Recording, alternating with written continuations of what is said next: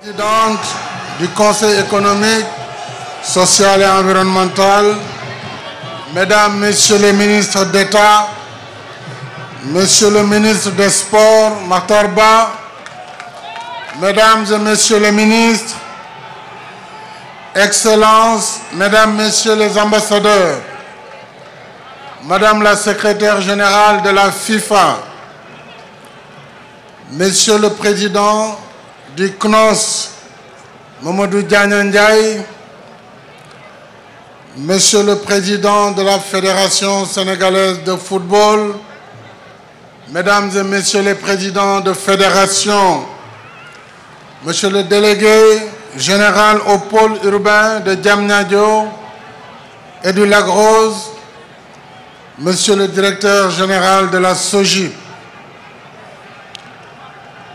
Mesdames et Messieurs, en vos rangs, grades et qualités, Monsieur le Président directeur général de l'entreprise Souma, chère population, chers amis sportifs, Mesdames et Messieurs, c'est toujours avec un grand plaisir que je reviens à Diamniadio dans le cadre de la réalisation des projets structurants du Sénégal émergent. Ce Sénégal émergent que nous sommes en train de bâtir, avec cette cérémonie de pose de première pierre du stade olympique, stade du Sénégal, qui nous réunit ce soir, nous démarrons une nouvelle génération d'infrastructures publiques répondant à la vocation de Diamniadio d'être une cité intégrée et multifonctionnelle. Diamniadio, un rêve devenu réalité. Diamniadio, une volonté. Diamniadio, une ville nouvelle. Diamniadio, symbole de l'audace, se construit peu à peu.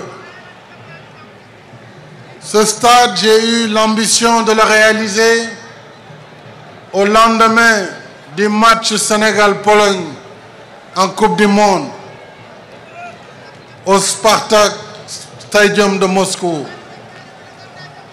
J'ai eu un déjeuner à l'invitation du président de la FIFA, M. Infanto Gianni, en présence de Madame la secrétaire générale, Madame Fatma Samoura Diouf, que je salue.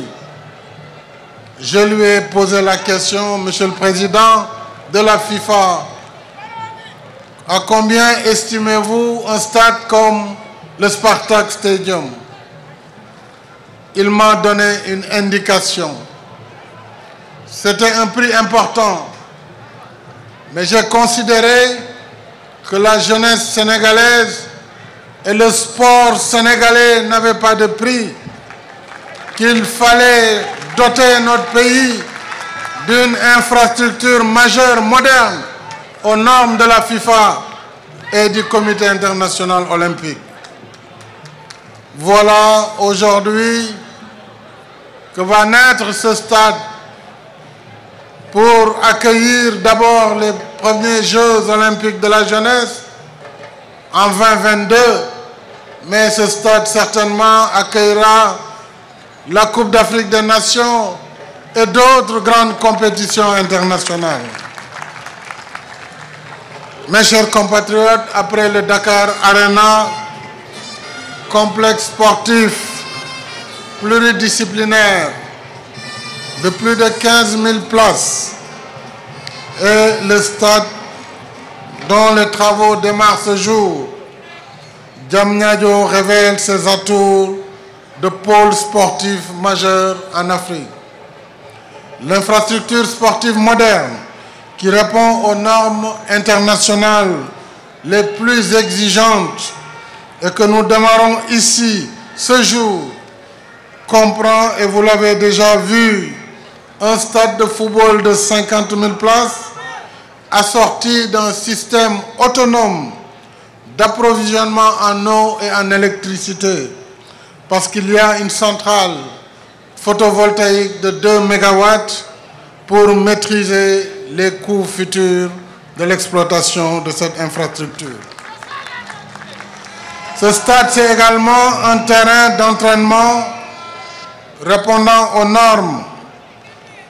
Un stade de 2000 places, doté d'une piste d'athlétisme et de toutes les facilités liées à l'olympisme, mais également d'un 3e terrain de football et de tous les équipements nécessaires à la pratique d'autres sports.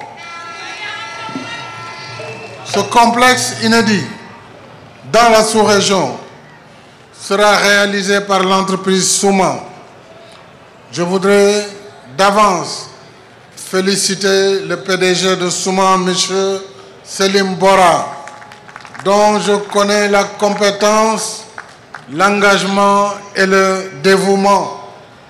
S'il donne une date, il va la respecter. Donc Selim, je te donne rendez-vous exactement le 20 août 2021 pour l'inauguration de ce stade, Inch'Allah.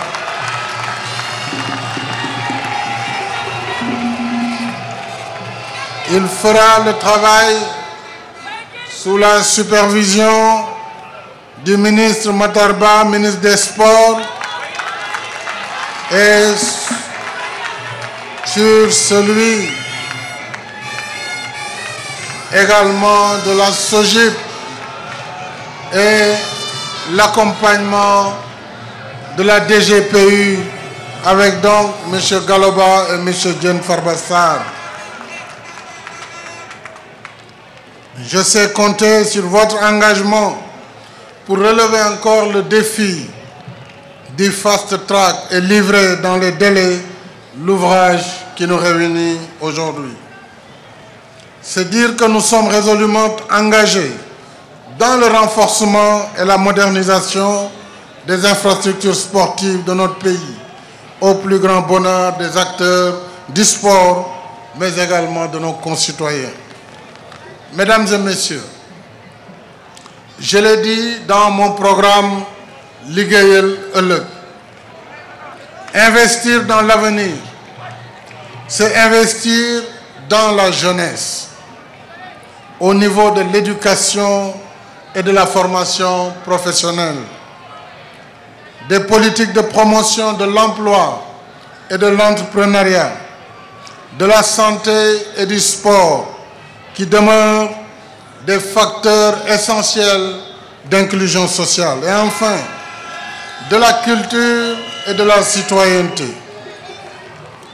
Mon ambition est en effet de renforcer les capacités de notre jeunesse dans tous les secteurs, et particulièrement dans le domaine du sport, en dotant le Sénégal d'infrastructures sportives modernes, aptes à favoriser l'éclosion de nos talents et de nos potentialités. C'est cette ambition, mesdames et messieurs, qui justifie au demeurant la décision historique de doublement du budget du ministère des Sports depuis 2017, avec comme objectif, tel que me l'avait demandé d'ailleurs le mouvement olympique sénégalais, de l'aligner à terme au niveau de 1% du budget national. En effet, avec un montant de plus de 24 milliards en 2020, le ministère des Sports dispose de la plus grande enveloppe budgétaire de son histoire, celle-ci n'ayant atteint que très rarement la barre des 10 milliards au cours de la décennie écoulée. C'est aussi cette même ambition qui justifie notre engagement d'organiser le 21 octobre, du 21 octobre au 9 novembre 2022, les Jeux olympiques de la jeunesse. Ce sera la première fois qu'un tel événement se tient en Afrique. Et c'est le moment pour moi de rendre un hommage mérité au président Mamadou Diagne Ndiaye, président du comité olympique et sportif sénégalais, dont l'amour sans limite pour le sport et pour son pays aura été déterminant dans le plébiscite de la diplomatie sénégalaise par la communauté sportive internationale, et ceci en octobre 2018 à Buenos Aires. Je voudrais par la même occasion féliciter l'ensemble du mouvement sportif sénégalais, féliciter Madame la maire de la ville de Dakar, le maire de Diamniadio qui nous accueille, ainsi que le maire de Saly qui vont accueillir ces Jeux. Dans le même élan, je demande au ministère des Sports de travailler ardemment avec la Fédération sénégalaise de football et son président, Maître Augustin Senghor, que je salue, afin que le Sénégal puisse organiser dans les 4 ans à venir la Coupe d'Afrique des Nations de football.